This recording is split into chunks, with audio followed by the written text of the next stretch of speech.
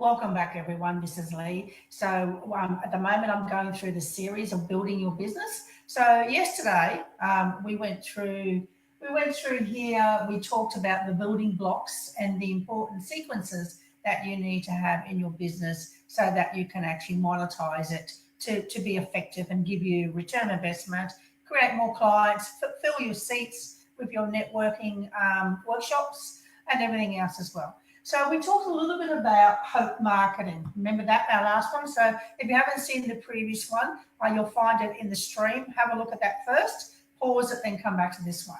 So a lot of people rely on hope marketing. So hope marketing is all about, I'm hoping that things will change, but they're not actually doing anything about it.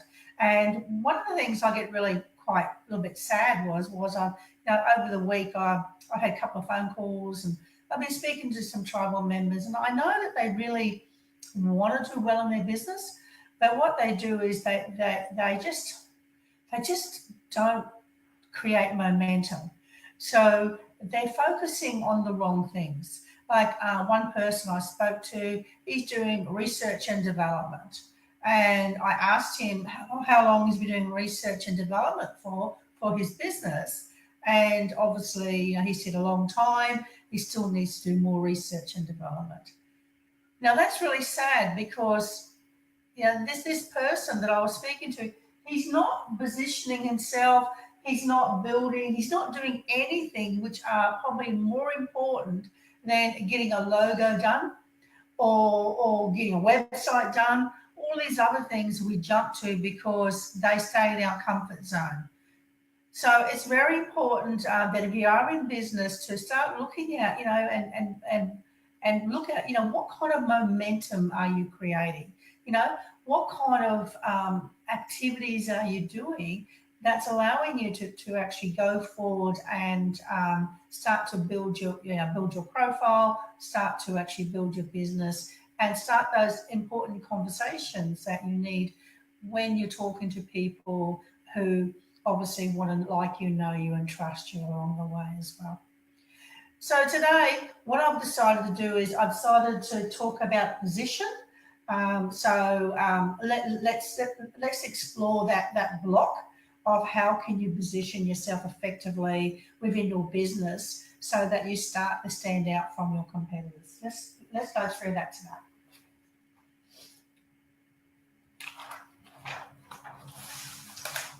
So when we start to talking about positioning, one of the things we really have to look at is our business model. So what is your business model? How is it? Have you sat down and actually worked through the foundations of the model to understand the importance of having a business model?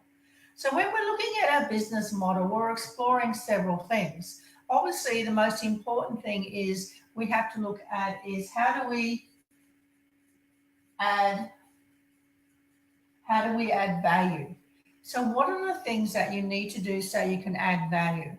It's really important to understand that the only reason why people buy on price is because the person they're talking to or the company or the business, they haven't been able to articulate the differences they are from their competitors by the extra value that they actually offer towards their clients and customers. So value is very important. If your potential customer doesn't understand the value or you can't articulate it effectively and in a compelling way, because we know that when we're talking, we need to be talking about benefits and not features. So we need to be talking to them about what their wants are and not their needs, because people will buy what they want. And then we as facilitators and we as business owners, we really have to give them what they need along the way so that they can be successful in whatever goal that they want to achieve. So starting to understand, what value, what things can you add on top to give them extraordinary value so that you start to stand out. I know just recently I went to organise my car insurance, and I thought what I do every year is I ring around and I see if I can get the best price, of course, because to me, I've never ever heard a lot of people offering me more value. So I was calling this, I was ringing around, I was trying to get the best deal. And in my mind, I had the intention that I was going to go with the price and not the best value.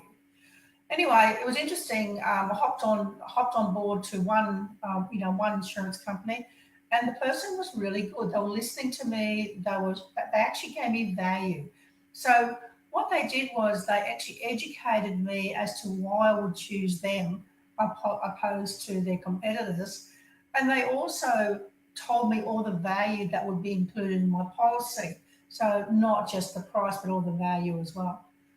So after that conversation, I actually decided to go with them because they could articulate the value, why they were better than the other competitors were as well. And I actually paid more money than what I was paying prior to that as well. So I was looking for the best deal. So sometimes you have to look at that and go, can you articulate some sort of value or package or bundle something together?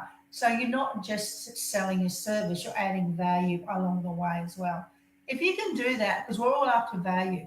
So today it's all about often what people want to see the value from you first before they're going to work with you. So with your business model, most important thing is looking at how you can add value.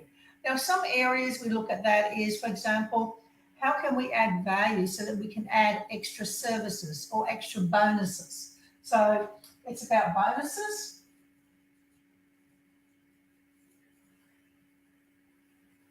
bonuses and services. Like for example, if I was going to buy a computer, for example, right? And the company, they said to me, not only will we sell you the computer, that if you buy the software as well, we'll install it for you. So straight away they've added value because I may be a person who hasn't got time to sit down and do the installation because I have a busy business and I have a family to look after and things like that as well. So in that example, by having someone installing the software is going to save myself time, and it's going to be easier. I'm going to pick the computer up, and everything is installed in it. So straight away, I can see some value there. So opposed to the competitor, I'm probably going to go with that person. Or it could even be that I myself am not tech savvy and I don't really want to have that frustration, that frustration you have sometimes when you try to install something, it just doesn't work, and you spend like hours and hours and hours trying to fix it, or maybe the software you bought or whatever, or isn't compatible or doesn't integrate with other softwares and things like that as well. So for this instance, the person selling me the computer or the hardware or whatever, if they're installing everything the software for me, that's an added value. So that's something to happen. Another way to add your bonuses and extra value and things like that is, say, for example, you have a childcare, all right? And so what happens is you've got childcare, people come into the childcare, and you may say at 2 o'clock, between 2 o'clock and 4 o'clock, I'm going to have a security guard actually controlling the area to make sure that there's no one around who's lurking around who could actually harm the children involved in the childcare.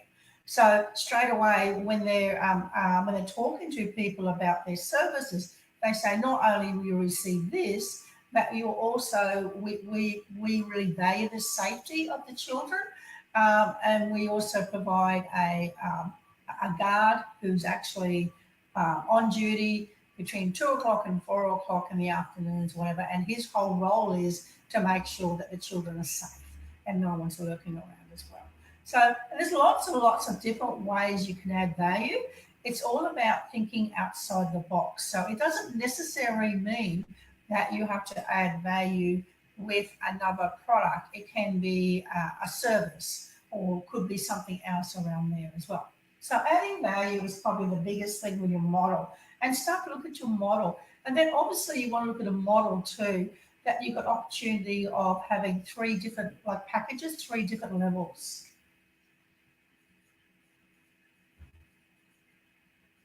So three levels is it's all about having a model that you can actually you can actually offer different packages at different price points. And the reason for that is, you know, I have your top price point, which is your very top level with all your support, all the bells and whistles. And that could be out of some people's, I suppose, out of their pay packets or their pricing range. So then you can do a downsell and go to your second level. And then, of course, your bottom level is your entry level, which people can actually buy on that. It doesn't mean that you discount. It just means that you reduce the products or the services along the way as well. So normally, if someone buys at the low level, if you look after them with customer retention and you monitor them and you nurture them and you look after them, quite often they will buy other products and other services from you, and you might be able to upgrade them through the 3 levels as well. So they may become the top level as well. So with your products and services, see if you've got 3 levels. So if you're selling products, then obviously your packaging will be different. So your top level may be, say for example, someone comes in and they have a massage. It may be packaged with some relaxation CDs. It may be packaged with a maintenance program. There's lots and lots of different ways that you can package it with as well.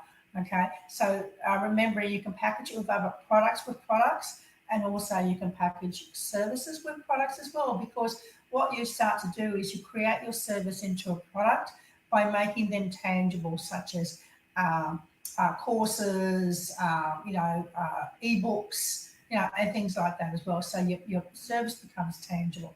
So just have a think about that with your model around positioning yourself as well. And then, of course, we've got to position ourselves as the authority figure. Now, the authority figure, it's about us showing that we're the expert within the field. So you need to step up and start to be seen as the authority. So how can we create ourselves as an authority figure? One is by running speaking gigs or talking or running small workshops. So once we're put in a position of being the leader, so the industry leader, we may have a tribe on our Facebook group that we become the leader, become the host, the person who runs it. Straight away, we positioned ourselves in the authority figure.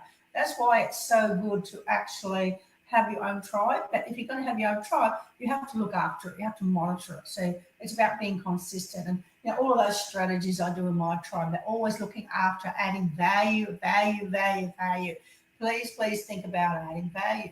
Another way of being a leader is obviously offline. The same thing, when you start hosting, meetup groups, or you start hosting small workshops or things like that, you're positioning yourself as the authority speaker. Even when people offer you to speak at their events, you'll position yourself as the authority. So it's about getting out there and starting to have an online presence as well as offline presence as well. So building your model and your authority at the same time is really, really important.